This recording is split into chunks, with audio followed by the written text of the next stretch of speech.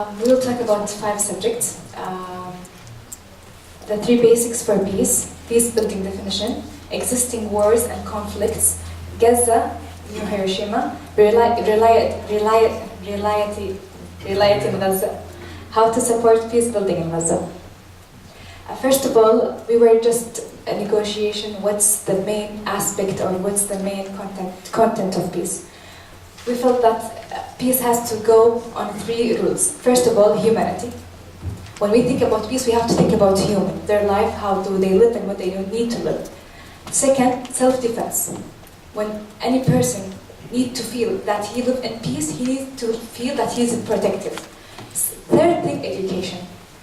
Peace is a very deep idea. A person has to be educated to understand what peace is. Peace-building definition, in our point of view, peace-building can exist only in one case, of wars or threats that hit countries, lands, or people. The other scenario can be peace-living. If there's no threats, there's no conflicts, there's no problems, there's no wars, we can live in peace. But building peace, it's in case of war. We were focusing about the existing wars and conflicts. We were searching for something in Japan, but thanks God we didn't find anything as of today. So we found a lot in the Middle East, so we would like to share our problem with you. We see that the focus as of today is on the 3 main problems, Iraq, Afghanistan, and Palestine. What we will do, we'll go and focus more deep on Palestine as example, and we will focus more into Gaza Strip. Why we are focusing on Gaza Strip? I felt we are sharing something here with Japan. We all know what happened in Hiroshima. And we all know this was a big, huge pain for each single Japanese person. I know Gaza is not having the same huge problem, but at the end of the day, there's humans dying. At the end of the day, there's people crying. At the end of the day, there's injured people that cannot find medical aid to help them to survive or to live. Why Gaza and how it's similar to Hiroshima? Devastated land after the severe battle or bombing, using a dangerous weapons that killed civilians or left them with a severe injury. I was in Gaza like a month and a half ago, and I saw the children, the small children, and the type of injury they had. It was something weird, you know. Even the doctors with us, they were like from Europe, from Australia, from America. They were so surprised from the kind of diseases those kids have because of the unknown weapons they were used against them. A whole country infrastructure is destroyed, and even if the siege removed from Gaza, they cannot live back in a normal way in 10 years. Even if the siege is removed, and now the siege exists and the siege is over now. Reality of Gaza. The minimum not educated people around the whole Islamic world.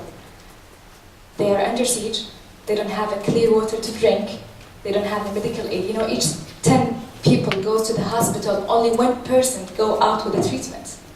9 people go back to their homes with no treatment whatsoever they are having from problems or diseases. I was so surprised when I was walking on the streets, the kids like they were 7 or 6 years, and they have no shoes in their foot, and they speak fluent English. I was so surprised when I was sitting with the high school boys and girls, and they know like about the parliament in Kuwait, or what's happening in Brazil. We don't know this information. They are well educated and they care about education in a very weird way. I feel that thing. I was sitting last night with the Kuwaiti ambassador, and he was telling us that after Hiroshima, 4 days there's a picture of a teacher. He was teaching the Japanese children on the land, which has nothing, except the children were sitting on the floor and the teacher was teaching them. So I felt the same feeling. Oh, this is what they are doing. They know they will not survive with weapons, with anything else but education. People have big hope in their faith. They know they will win, they know they will survive, they know they will live, and they know they have the right to live. People are focusing on, this is inventions, not innovations, inventions, that helps them survive under the 3 years of siege and the limitation of raw materials. You know, they don't have, they're not allowed to enter anything into Gaza. Nothing at all. So they are trying their best to survive with the minimum raw materials they have around. You know, when you enter the houses and you see like how the people trying to cook, they drive the car with the oil for the cooking, cooking oil. They drive the car with the cooking oil. So they are trying to survive, and they are trying to do inventions just to survive in life. They invested in people and education more than anything else, and this is what, inshallah, Japan is the best in. In Gaza, many people live every day by using less than $1 and only 4 hours of electricity and no clear water. Moreover, they care about developing themselves. How to support the peace building in Gaza? Make a Japan Against Invention. Make a Japan Peace Invention Prize that support any peace rule or any invention which can contribute the peace around the world. Secondly, support the international convoys that send all the needed medical aid and materials to Gaza by funding and by sending people to participate in it. Make more efforts to arrange peace talks in Japan. Follow the conditions that has been set by the United Nations and make sure it's working on the proper way. We know Japan is a very strong country, especially in the United Nations, and they can put in their influence to make sure that these kids or these families or these mothers can live in a proper way. Start a non-profit worldwide channel that supports the human peace around the world. Support any peace-oriented NGOs. Appeal their peace-building efforts in local media so that local people can know their efforts. I was really happy when I was on my way from Seoul to Japan, and even last night we were reading the newspaper in Japan. I was very happy about the covering, about what's happening there in Palestine.